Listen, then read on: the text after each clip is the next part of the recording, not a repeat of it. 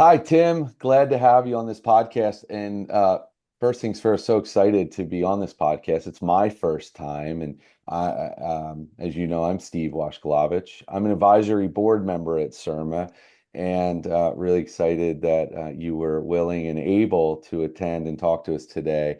So for our guests, Tim, why don't you give a brief introduction if you don't mind? Quick, yeah, great. Happy to. And thank you, Steve, for having me. It's great to talk about this really unique sporting event that has come to the United States, which is the FIFA World Cup. So, my name is Tim Wilson. I'm CFO of Philadelphia Soccer 2026. We are an independent organization tasked with fundraising, planning, and coordinating the World Cup matches in Philadelphia, as well as the FIFA Fan Festival. Great. And so, as a senior vice president, Marsh, I get the honor to work with companies like yours to help prepare for these events from a risk management and an insurance perspective. And so, while we have gone through the gamut of scenarios over the last several months in preparation, I think what would be awesome today is to just, break that down for everyone.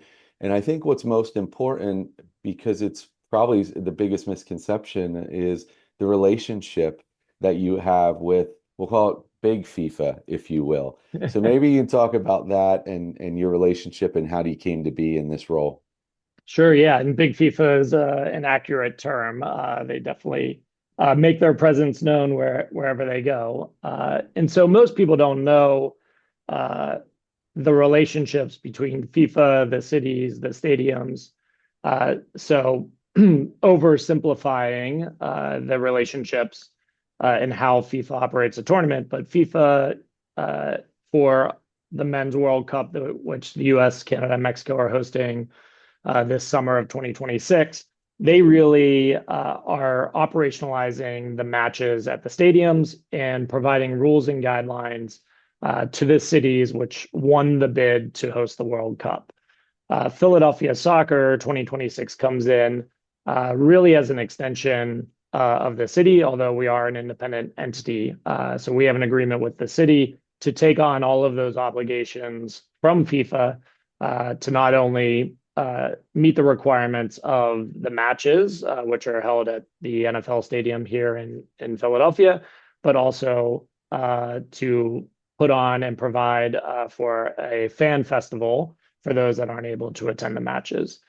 Additionally, we are planning and coordinating everything that goes around both the festival and the matches. The big items really being safety and security, transportation, and general coordination. I myself came into the role, was previously a CFO with a technology background, especially in health technology. Had I exited a company in late 2023, right as Philadelphia Soccer was being formed to complete its mission. And like most roles, this came about through networked relationships, and so it really was serendipitous of timing, not only my availability but a meeting of skill and passion. I've played soccer my entire life. And so this is a bit of a dream to be this close to the World Cup. And then you got in the seat and actually had to do the work. Right. Maybe at times not as fun as playing Right. soccer, Much less but soccer than maybe most people would expect. But having gotten closer to the sports world, and probably for most of your listeners, understanding that, those that work in sports and entertainment, you're not sitting as a fan or as a concert goer, you're really operationalizing and on the job. So it's a much different experience, but there's been a lot of fun and unique opportunities, personally and professionally along the way. yeah, that's great. Thanks for sharing that. And I think, when we think about the matches and let's put it in the mindset of risk management, maybe even legal, it's easy to just think about the match itself and, what's going on in that stadium and what could go wrong and cancellation of an event and all of that. We can get through all of that. But the reality is it's much bigger than that. It's everything outside the stadium before you even get to the match is where the risk begins. And well, it starts contractually, as you know, but it's safety of those people. There's going to be a lot more people in the city and the region traveling around that will be even attending the matches. If you're lucky enough to have been afforded a ticket, then you get in there. But there's a lot going outside. So maybe you talk about the relationship with the city, how that works, and then what was that process to go through and understand what you're responsible for, both operationally and then the risk side of it. Sure. Yeah. In my opinion, a good risk management strategy starts with the people, right? So we have a great team here at Philadelphia Soccer, and we have great partners across the Philadelphia Eagles who operate the stadium here in Philadelphia, the city of Philadelphia, and the state of Pennsylvania. So it is very much a coordinated effort with handoffs along the way. So when we think about a match day here in Philadelphia, and we've had one already, we have five more coming up. The match itself within the primary perimeter of the Eagles Stadium, now renamed Philadelphia Stadium for the World Cup, that's really the purview of FIFA in their lease through a stadium agreement. So risk has transferred, completely to those entities at that point. Now, outside of that initial perimeter is where the city and Philadelphia Soccer start to take over. And so when we think about whether people are getting to the match, whether they're driving there and parking on site, taking a ride share, or utilizing public transportation, those are all different partners that we've had to work with and contract with to determine, liability and handoffs along the way. Yeah, that's great. And I think, the simplest question to ask and probably that most people want to ask, and you'll probably smirk when I say this to you, is, what's the biggest risk? Like, what is the one thing? And, I think we'd agree it's not the one thing. There's so Right. many different things and different ways to look at it. And so, how did you break that down? How did you break down the approach to risk? How did you bucket it? What was your style in doing that and philosophy? Because, I'm going to layer in a second question to that, which is budget, right? You are not an ongoing entity. You are funded through sponsors and other things. So you had to be mindful on how to transfer risk within the financial constraints that you have and being creative through contracts and other ways. So those two things, how did you balance that to get to where you are today? Yeah, really complex question and answer.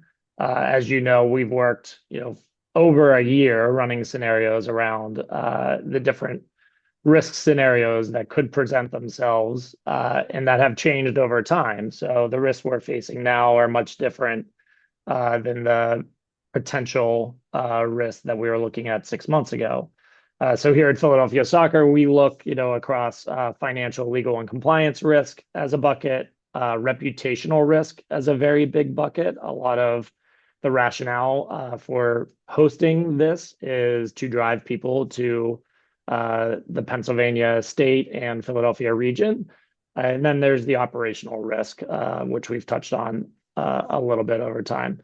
So when I think about, risk, there is that probabilistic nature of, low probability, high impact, or high probability, low impact. As we sit here today, I think, from a high probability risk impact, every day we're talking about the weather, right? And Philadelphia Soccer's main thing that we influence and control is the FIFA Fan Festival. So we are operating a 39-day free festival, showing the matches on a giant, awesome screen, as well as having local talent, local vendors, and other free concerts throughout the tournament period. That is an entirely outdoor festival for a very long period of time. And so how we manage heat, which we had last week, some very extreme heat in the Philadelphia region, to thunderstorms and lightning is something we're reacting to and getting better with every day.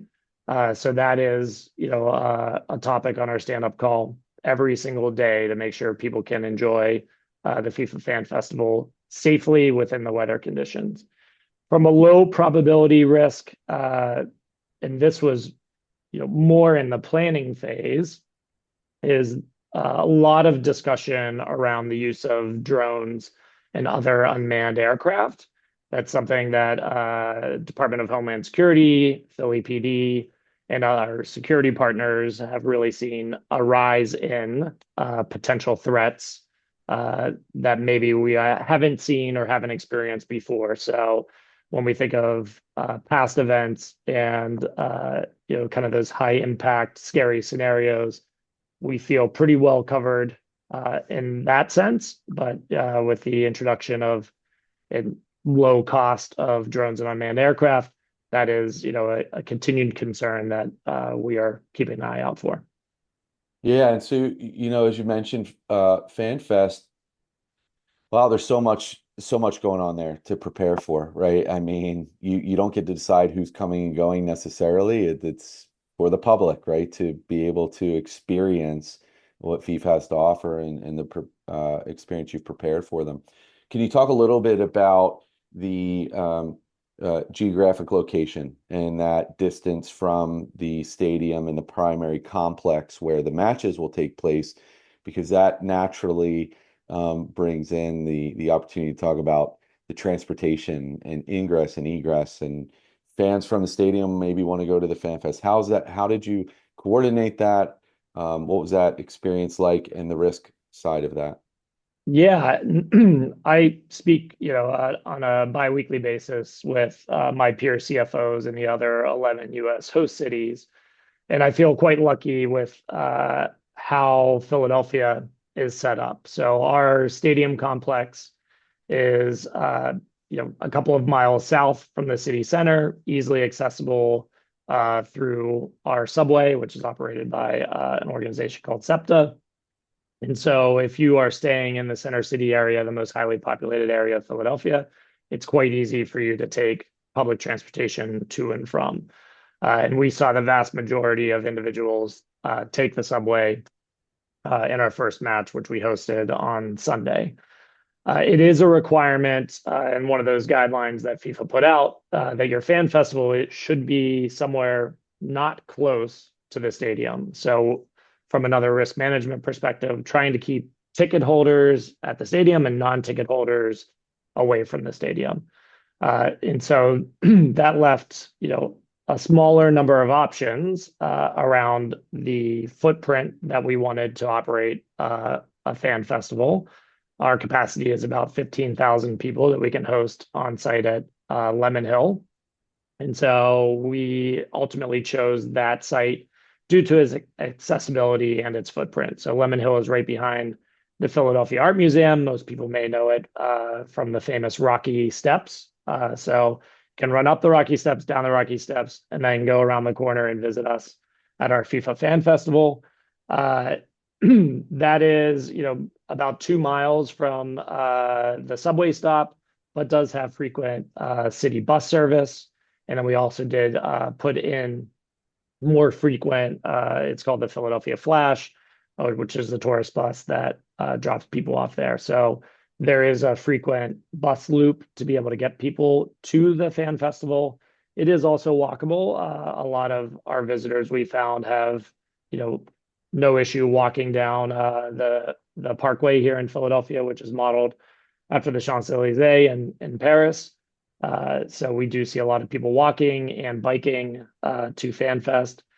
The other major transportation consideration is Lemon Hill is adjacent to highly populated neighborhoods. So we have heard a lot of neighbor concerns about noise and nuisance of hosting a 39-day festival for upwards of 15,000 people at any one time. And so the other risk management piece we put in is that at the end of the night, we have free shuttles taking people directly from Fan Festival back into Center City, where most of the people are, looking to either catch public transportation or stay at their hotel.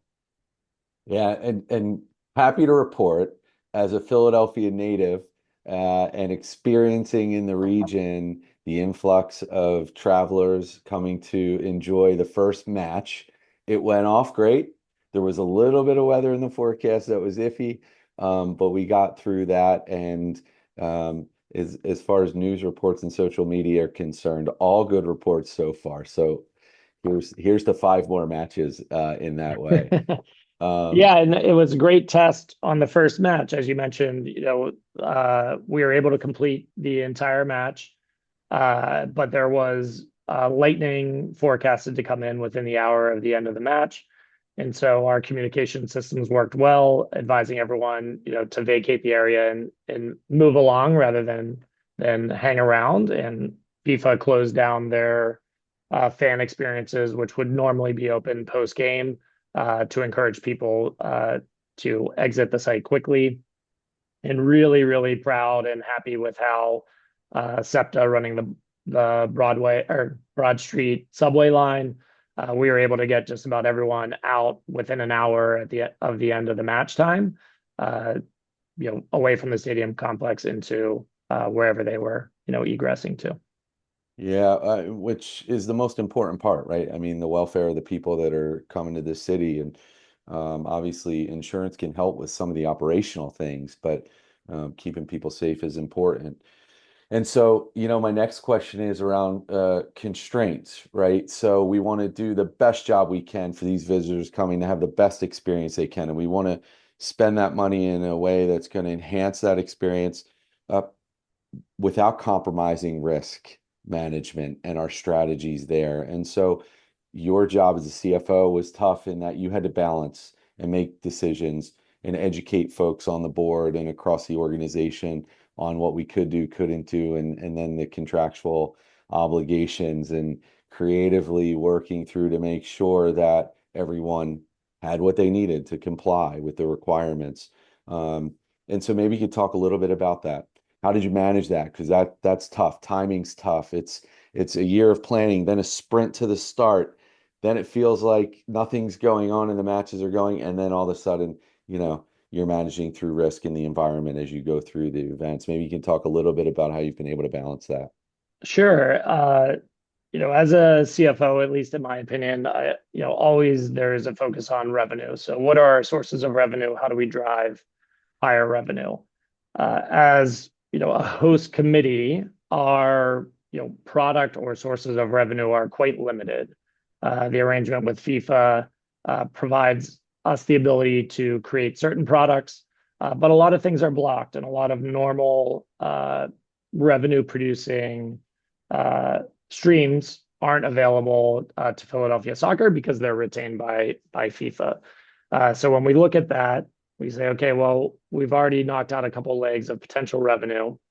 We've had a very supportive corporate community here in Philadelphia that has shown up to help put these games on. The state has been extremely supportive with resourcing. And probably the biggest shoe to fall was last summer when a large federal grant was made available to all of the US host cities specifically for safety and security.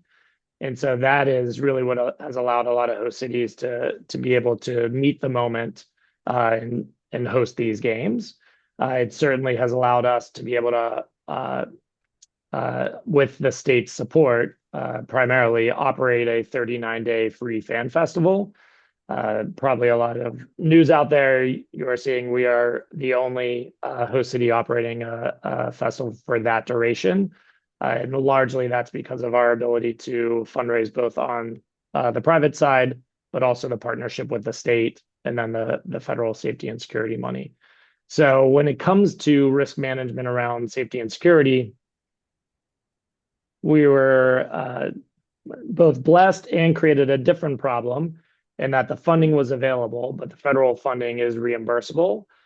So while we didn't necessarily have to make strong trade-off decisions around safety and security because it was funded, it did create a massive working capital problem because the federal grant is reimbursable.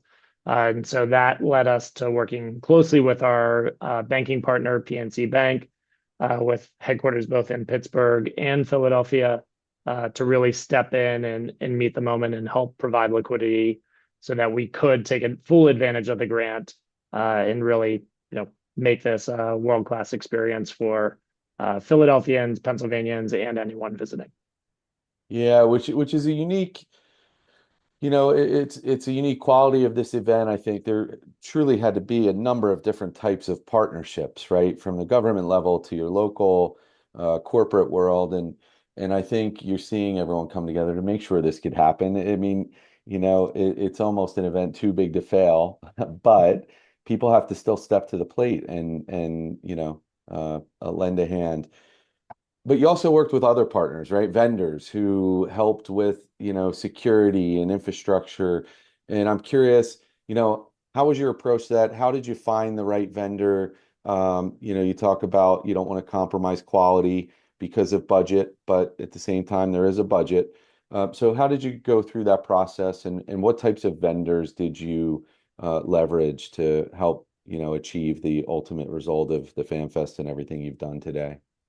Yeah, when I think about at a simplified level, our biggest partners are the city and the state, and then our on-site management firm who is operating our fan festival for the duration of the tournament, which is Red Rock Entertainment. So we chose Red Rock through an RFP process, and they rose to the top because of their flexibility and their experience hosting and operating festivals of this size. And so, when you go through an RFP process, you ask all the questions you can hope to ask, and there is always that relationship component. I personally, was only tangentially involved in the RFP, but having worked very closely with Red Rock over the last many months around budget, duration, operating hours, having a flexible partner that is world class. Uh, I don't know how else we would have done it. So I go back to my earlier statement, best risk management strategy is great partners. So having, a very supportive board with strong leadership, putting in place the Philadelphia Soccer management team, and then our vendor contracted partners, just being very excited to work on an event of this size, scale, and prestige. Yeah. And so now you sit in a silent office because you've done everything perfectly and nothing's coming your way Right. yet. Yeah, it But is funny, as a CFO. So I am here in our offices, and it is quite quiet. So it's a different set of problems now that we're in the tournament. Uh, it tends to either be nothing or a fire drill.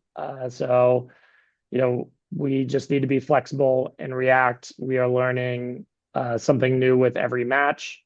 So, when we hosted Ecuador and Cote d'Ivoire, there was a lot of Ecuadorians that came into the city. They took over the Rocky Steps. They put a jersey on Rocky, which they didn't realize is a curse. The Patriots have done that, and other sports teams have done that, and they have all lost. So don't put your team's jersey on the Rocky statue. You will lose in Philadelphia. We have Brazil versus Haiti coming up this Friday. So in 2 days, we are expecting a lot of Brazilians to be here, Brazil being the seventh largest country in the world. There are a lot of Brazilians, and there also is a big Brazilian population here in Philadelphia and the region. So, working with their fan groups, with their soccer federation, the Brazilian Federation, as well as their embassies and consulates to try to organize fans as best as we are able, is another key component of our risk management strategy is just constant communication and interaction to try to make sure that we can help them gather safely without a kind of unannounced march in the middle of a roadway where it would put them at risk to any number of potential scenarios. So constant communication, and it's been great working with all of these fans and federations. Everyone is just happy and excited for the World Cup. I found it very endearing, despite the stadium being almost entirely full of Ecuadorian fans on Sunday evening, and a very small but loud contingent of Cote d'Ivoirians.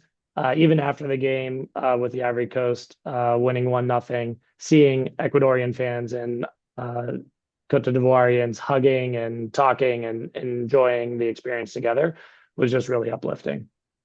yeah, no, it's great. It's been really positive, certainly from my view. And why I love being in this industry, working within this industry, is to be on the planning side. So talking about things a year out. And so, I mean, you and I and the team at Marsh have talked through many scenarios, and trying to, educate the nuances of different types of insurance products and things that might support your risk management strategy. And you know what? Frankly, that's what everyone wants to know is like, what are the worst case scenarios that we've talked about? And so maybe you can, either a few that come to mind that through the planning, were critical for you to think through, and maybe some things that were raised through that process that caught you off guard that you hadn't thought about and thought about differently since then.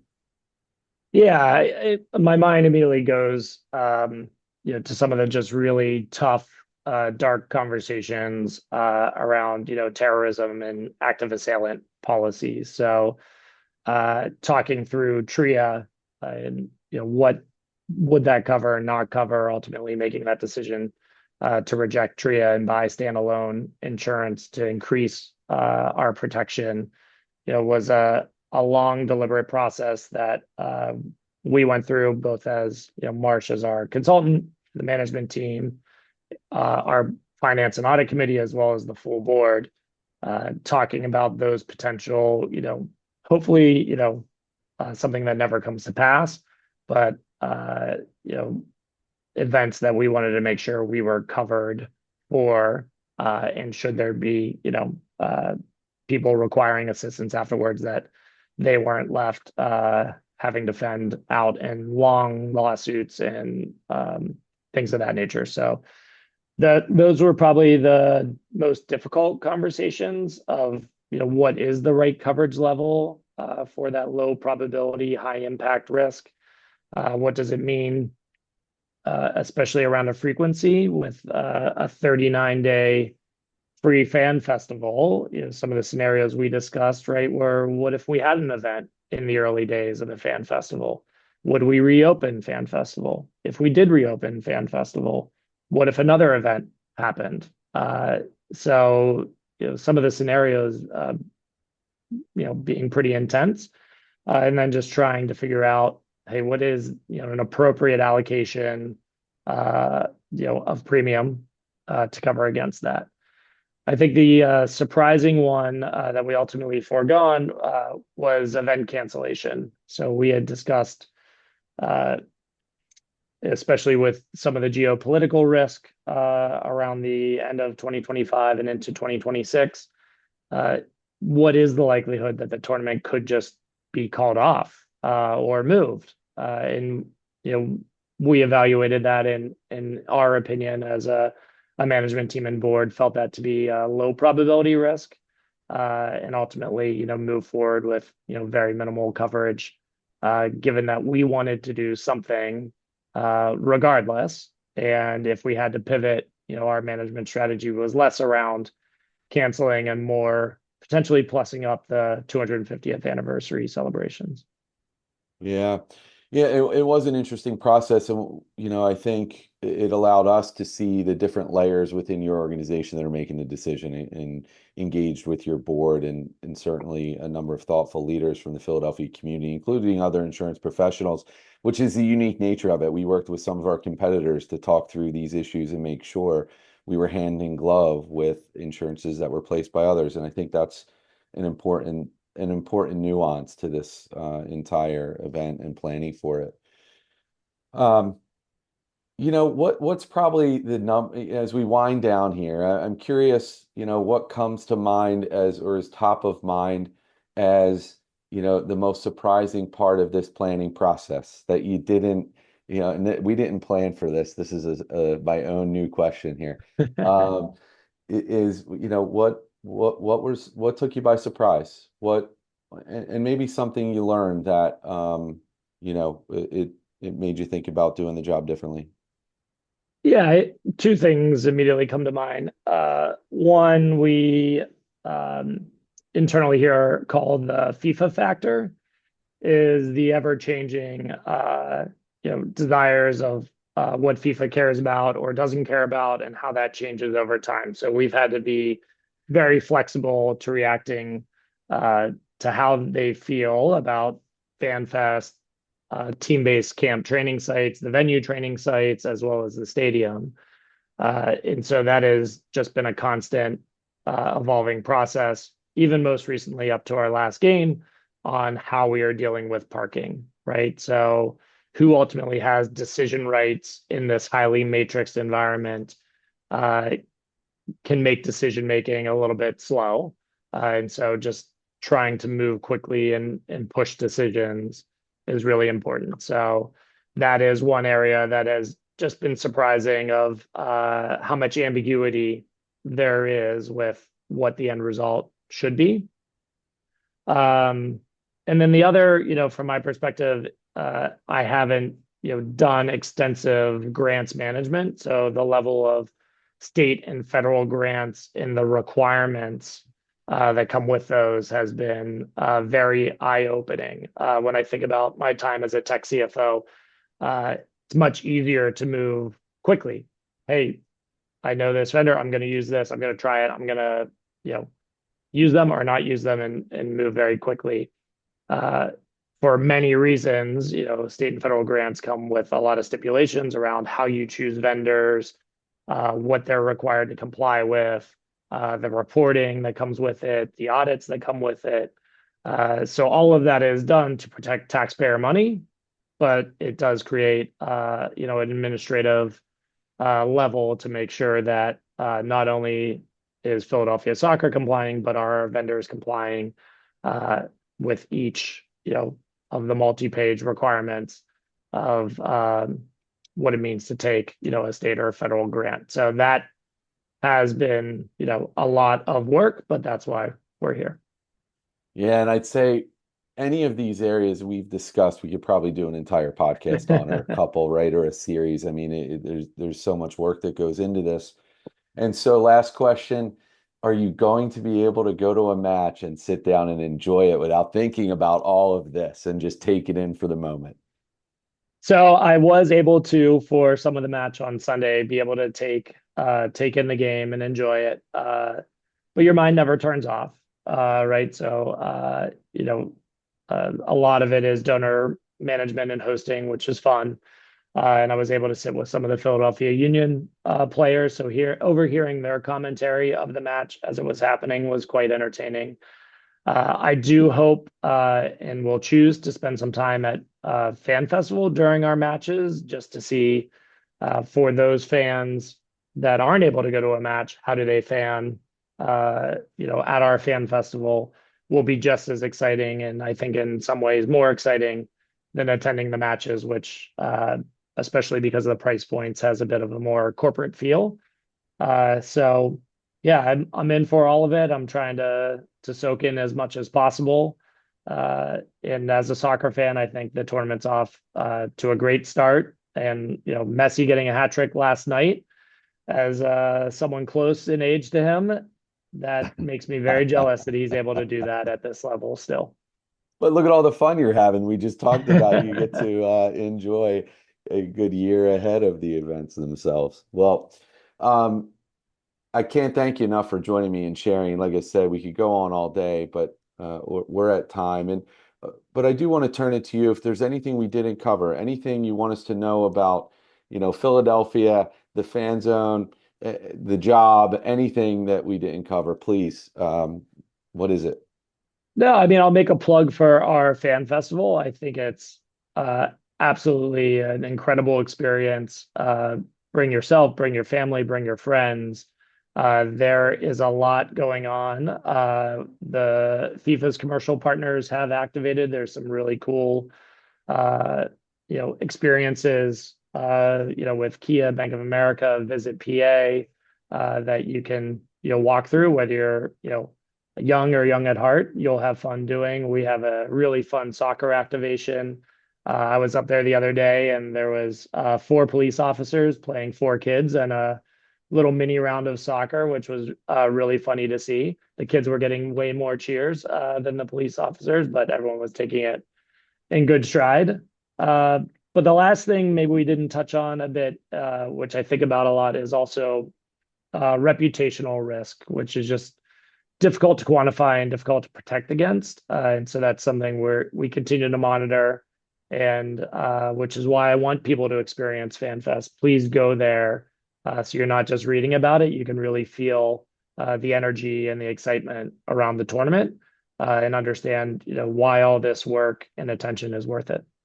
Yeah, and proud to say SEPTA is doing an awesome job. And um, people can be harsh towards SEPTA, but you know what? They provide a very important infrastructure here, Very moving much. people around, and it's one of the best in the country, and we get to have that. So if you are local to Philadelphia here through World Cup, hop on the train. I remember them as the R123, the regionals, but I know they're known by name now. And join Tim and I down at FanFest. So Please, yeah, come um, find us. yeah, Tim, thanks so much for your time. It's been great, and look forward to seeing you at World Cup match soon. Sounds good. Thanks, Steve.